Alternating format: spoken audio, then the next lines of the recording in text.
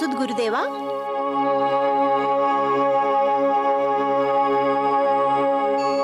తమ ఆదేశానుసారం నేను వివరాలు తెలుసుకున్నాను.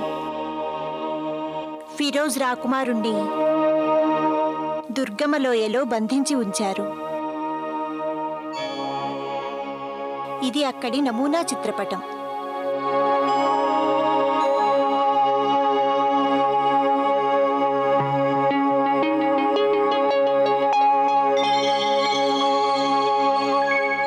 మూడుసార్లు అల్లాని తలుచుకొని దీన్ని శ్రద్ధగా చూడండి.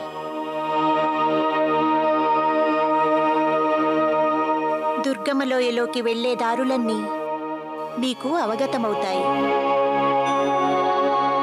శుక్రియా దేవి. శుక్రియా ఎందుకు గురుదేవా?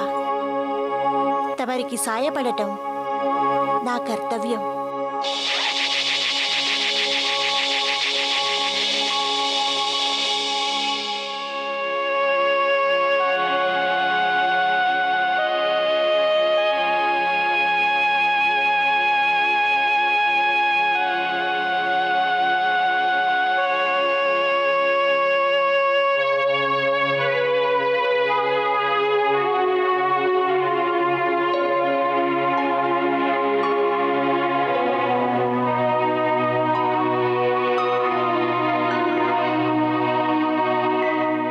బాబా, బాబు అహ్మద్, కూర్చో.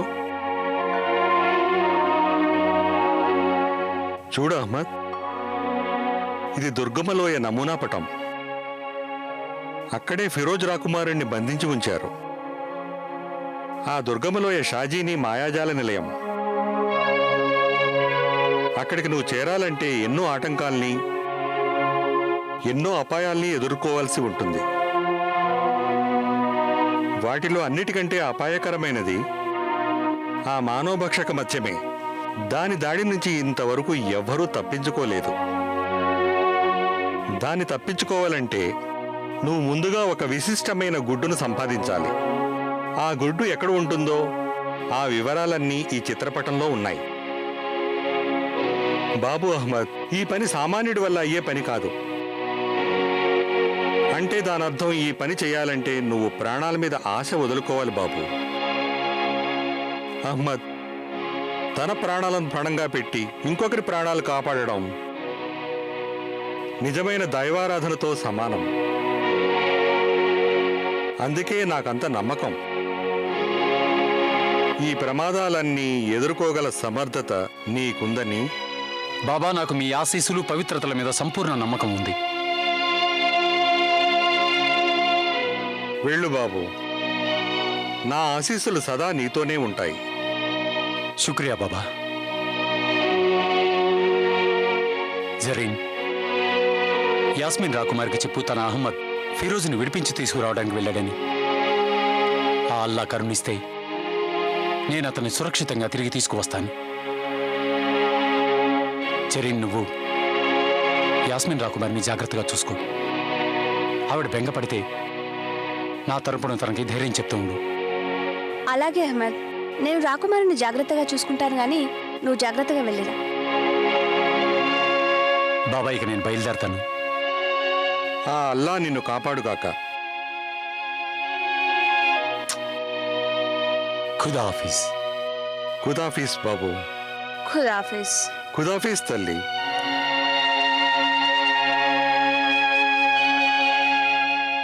ఓ మౌలా, నా బిడ్డల్ని నువ్వే కాపాడాలి.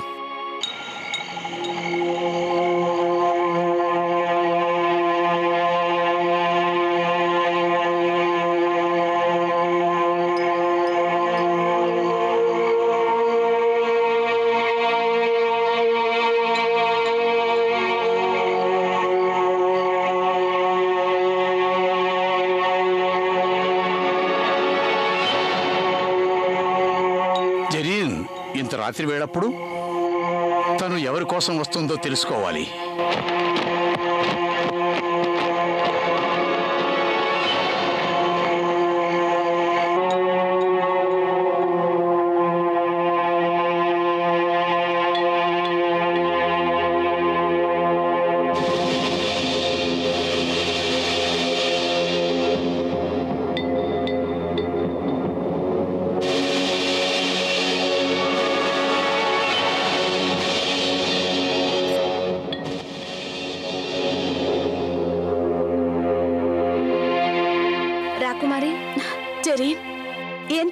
నువ్వు రాకుమారి మన ఫిరోజ్ రాకుమారిని బంధించిన చోటు దాని పేరు దుర్గమలోయ.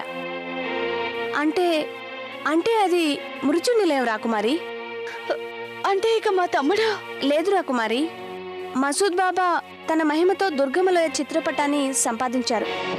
ఆయన ఆ చిత్రపటాన్ని అహ్మద్కి ఇచ్చేశారు. అహ్మద్? కానీ దుర్గమలోయకు వెళ్ళడానికి ముందు ఒక పని చేయాలి. అహ్మద్ ఒక విశిష్టమైన గుడ్డును సంపాదించాలి. ఎందుకంటే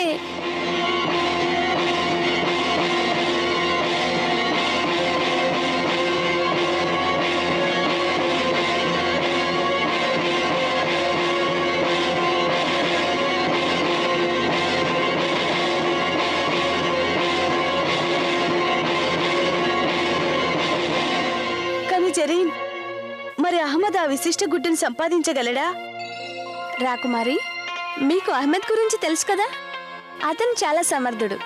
అందుకే ప్రజలు అతన్ని బాగ్దాద్ గజదొంగ అని అంటుంటారు. ఆ? బాగ్దాద్ గజ దొంగ అహ్మద్?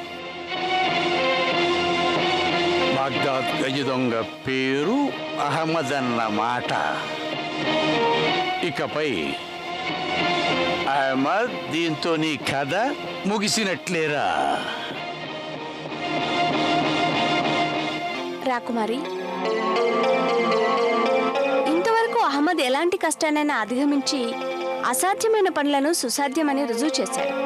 నిజమే జరీన్, నా ప్రార్థన ఒక్కటే, ఆ అల్లా దయ వల్ల అహ్మద్కి విజయం చేకూరాలి. ఆమీన్.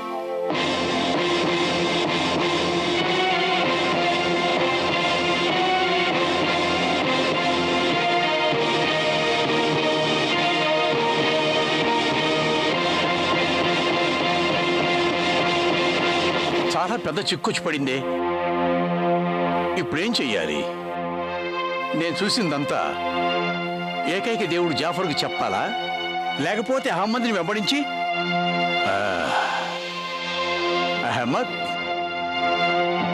అహ్మద్ అంటే బాగ్దాద్ గజ దొంగ. వద్దులే, అలా వద్దు. నేను ఏకైక దేవుడు జాఫర్కి చెప్పేస్తాను. అవును, అంతా చెప్పేస్తాను. ఓరి మూర్ఖుడా, ఏమిటి నువ్వు చేస్తున్న పని? ఒకవేళ నువ్వు ఏకైక దేవుడు జాఫర్కి జరీన్, రాకుమారి యాస్మిన్ మాటలని చెప్పావే అనుకో, దానివల్ల నీకేం లాభం? ఏం లాభం నీకు? నాకేం లాభమా?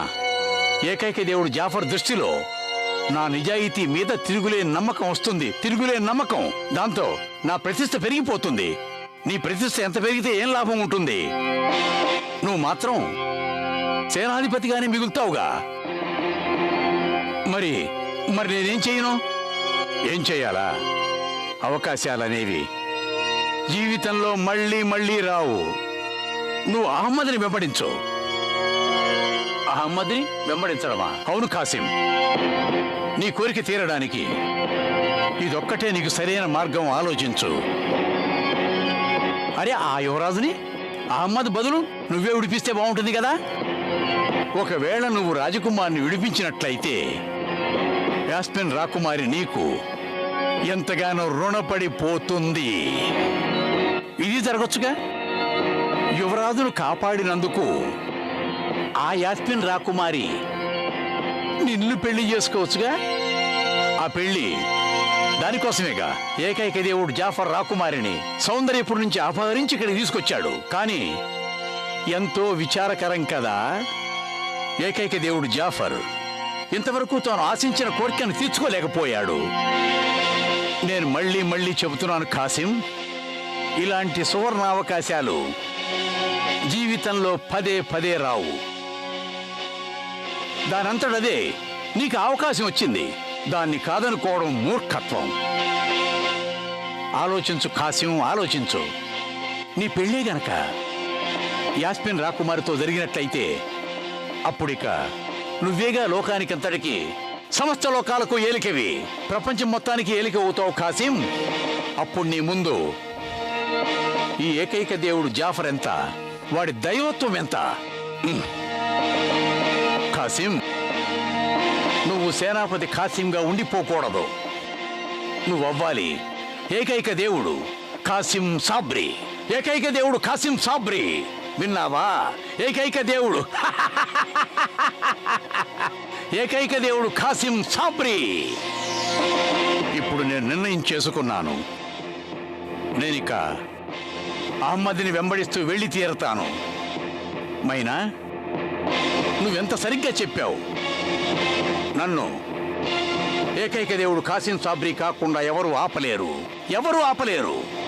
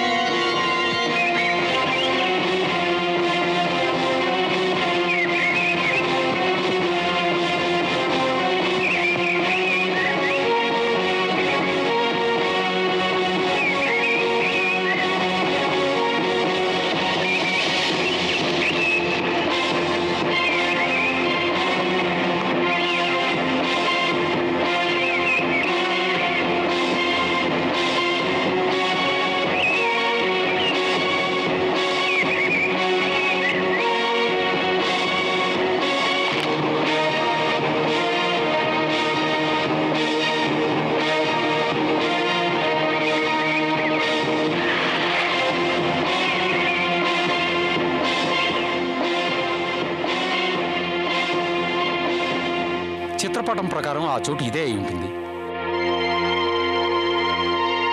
ఇక్కడెవరూ ఉన్నట్టు లేదే. అయినా చిత్రపటం ప్రకారమేగా నేను ముందుకు సాగాలి.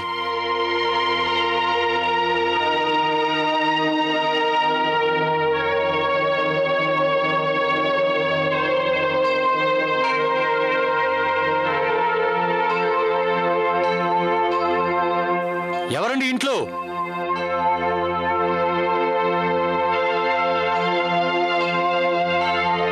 ఎవరైనా ఉన్నారా? ఎవరైనా ఉన్నారా? ఏయ్! వెళ్ళు, వెళ్ళిపో ఇక్కడి నుంచి.